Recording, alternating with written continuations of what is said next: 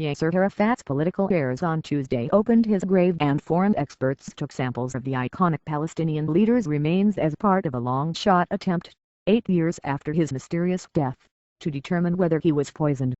Arafat died in November 2004 at a French military hospital, a month after suddenly falling ill at his West Bank compound, at the time besieged by Israeli troops. The immediate cause of death was a stroke, but the underlying reasons were unclear, leading to widespread belief in the Arab world that Israel poisoned the 75-year-old symbol of Palestinian nationalism. Israel has denied involvement in Arafat's death. The exhumation began before dawn Tuesday, under the cover of huge sheets of blue tarpaulin draped over Arafat's mausoleum in his former government compound in the West Bank city of Ramallah. By mid-morning, the grave was reclosed, and officials from Arafat's Fatah movement and the Palestine Liberation Organization laid wreaths at the mausoleum. Palestinians had launched an investigation after Arafat's death, but made no progress. The probe was revived this summer when a Swiss lab detected elevated traces of a lethal radioactive substance, polonium-210, in biological stains on his clothing. The lab said the tests were inconclusive and that it needed to examine the remains for a clearer picture. Arafat's successor, Mahmoud Abbas, authorized the exhumation despite strong cultural and religious taboos against disturbing the gravesite, apparently to avoid any suggestion that he was standing in the way of a thorough investigation. Abbas was absent during Tuesday's proceedings, instead heading to the United Nations to seek a General Assembly acceptance of Palestine as a non-member observer state.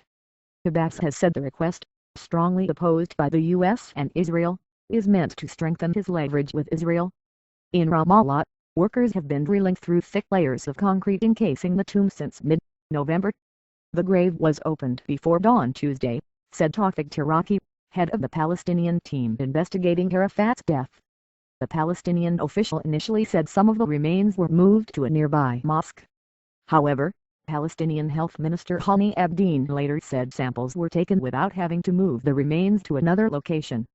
The exhumation was attended by experts from Switzerland, France and Russia who will examine the samples in their home countries, said the official, speaking on condition of anonymity to discuss the exhumation. Earlier, samples were also taken from Arafat's bedroom, office and personal belongings, he said. Dr. Abdullah Bashir, a member of the Palestinian investigative team, said it would take at least 3 months for results to come back. Public reaction in the West Bank was mixed. Nida Younes, a Palestinian government employee, said it was unnecessary to dig up the remains. Our religion forbids exhuming graves.